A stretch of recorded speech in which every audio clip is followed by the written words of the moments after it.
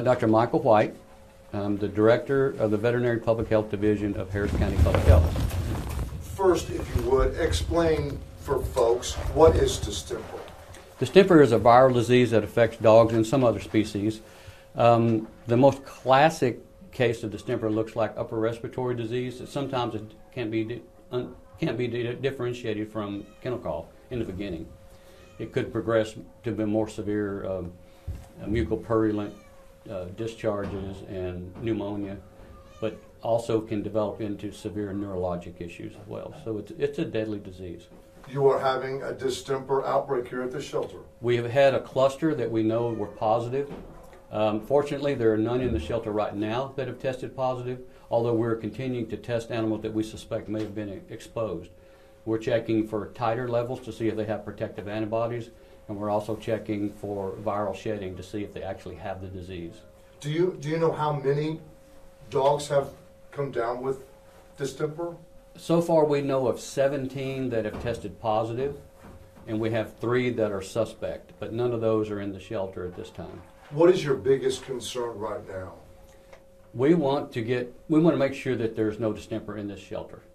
And we want to make sure that the animals that are coming into the shelter are protected. That's why we're trying a new approach to address this issue. First of all, we want to get as many animals out of the shelter into fosters or adopters or transport groups or rescue groups as we can. So that will decrease the number of animals in the shelter, which always makes it easier to control disease. And the animals that are being brought in to be surrendered, we're offering that person to allow us to vaccinate that animal and try to get them to hold it for 3 or 4 days, or maybe 2 weeks if they would. That way we'll give that animal a chance to develop some protective immunity before they bring it back into the shelter. Describe for us what's going on out here. You've never done this before. No, we've never tried this approach. I think it's going to be effective. We have 3 trailers that we've set up out front. Each day, all the animals that are brought in on intake will go into, each day will go into one trailer. So there'll be 3 trailers. By the time we fill the 3rd one up, we'll be able to take the ones in the first trailer and put them into the shelter because they would have been held for 3 days after their vaccine. There's been you believe there's some confusion kind of going around in social media about what you're doing here? Yes, there was a lot of confusion going around. There was an email that was sent out stressing the need that we wanted to be able to clear the animals out of the shelter. That was misinterpreted to mean that we were going to euthanize everything in the shelter, which is totally untrue. We are not. We are dedicated to find as many homes for as many of these animals as we can. One of the statements was something about at the close of business tomorrow, all dogs would be reviewed. What does that mean? Yeah, that was it. I don't believe that it was quoted the way it should have been. We would love to be able to clear the shelter out by the weekend. And when we say clear, we mean being able to adopt, foster, rescue, not euthanize. And somehow that got incorporated into that email. And I have to admit it was misleading the way it was written. So I understand how it was misconstrued, but we are not euthanizing everything in the shelter. What is the factual situation right now as we stand here? Well, we know that we've had 17 positive cases of distemper and 3 that are still suspect. It means that they had an inconclusive test, so we can't tell if it's vaccine that we're seeing or the actual virus. We are hoping that within a week's time, this will be all resolved. And I feel for certain that we'll be able to, if we can continue to do what we're planning to do out front, which is very difficult, but we have the help of Houston Pets Alive and Austin Pets Alive. They have some volunteers that are helping us with that. And with our surrender prevention program that we've got going on right now, I think we're going to get out of this pretty quick. Is there something that viewers can do? Is there something that viewers can help if they want to help? They can come and adopt every dog we have in the shelter.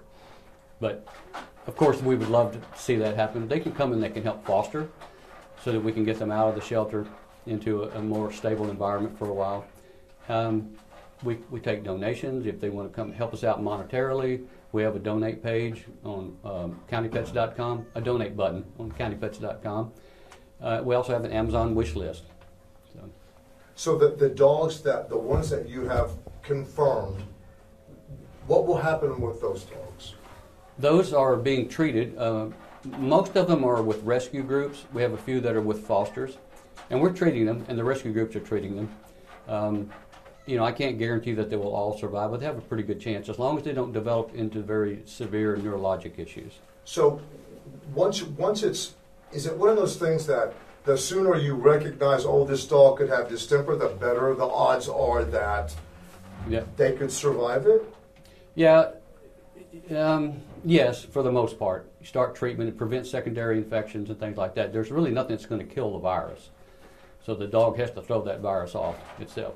What people need to understand, though, is a shelter is at risk of this type of disease because the dogs that are infected can shed the virus for 3 days before they show any signs of being sick.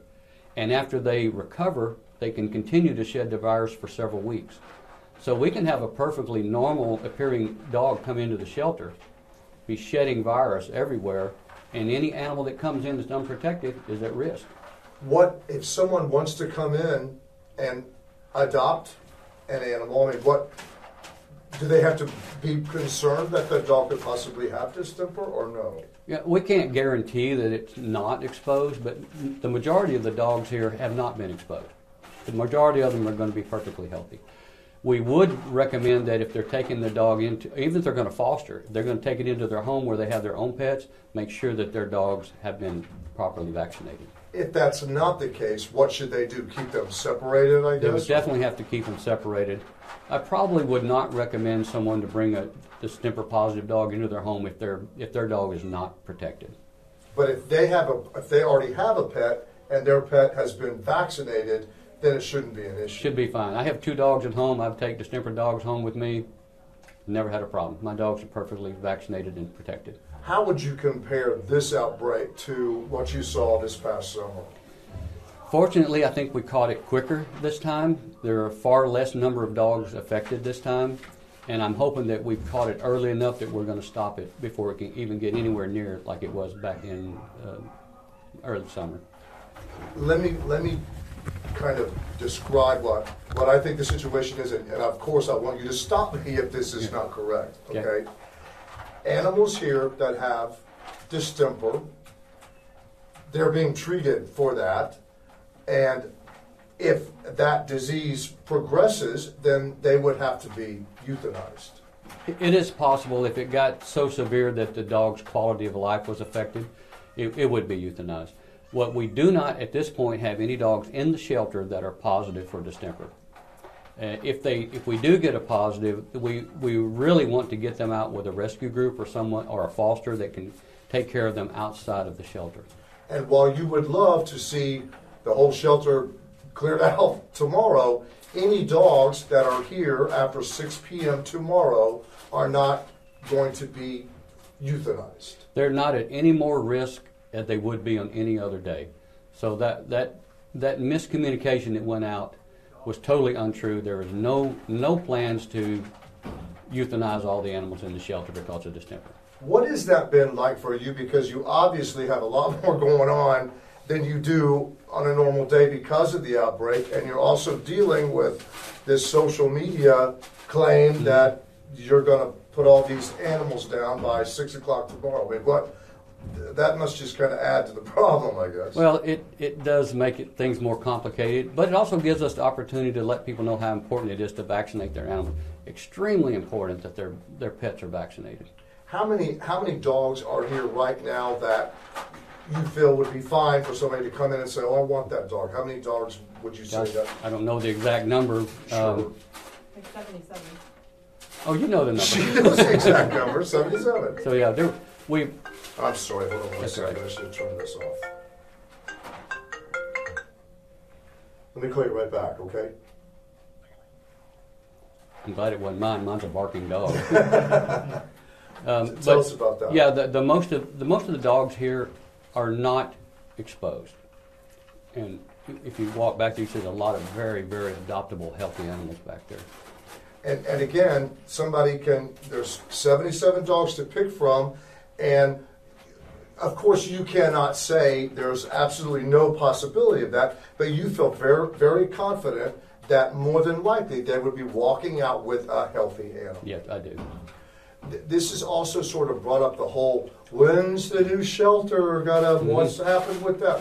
Where is the county with the new shelter? Well, Harvey set us back a little bit. We're trying to recover from that. From what I understand, what I've been told, March or April, we should break ground. Now, we've already started construction in the back. I don't know if you've seen the area back there, our transport center, which is part of the new construction. They've already begun that. They have the slab and they're putting up the frame.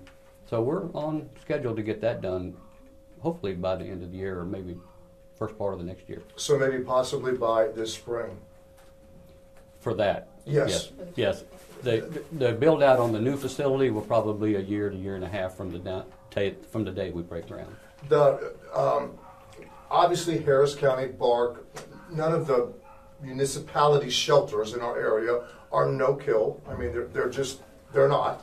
But again, you all are doing everything you possibly can to make sure that healthy animals find a home. This is not like some death camp where you're just killing all these animals because of space or room or anything else, is it? Yeah, it's our mission to save every animal that we possibly can. We are overcrowded most of the time, and that makes it difficult to control disease.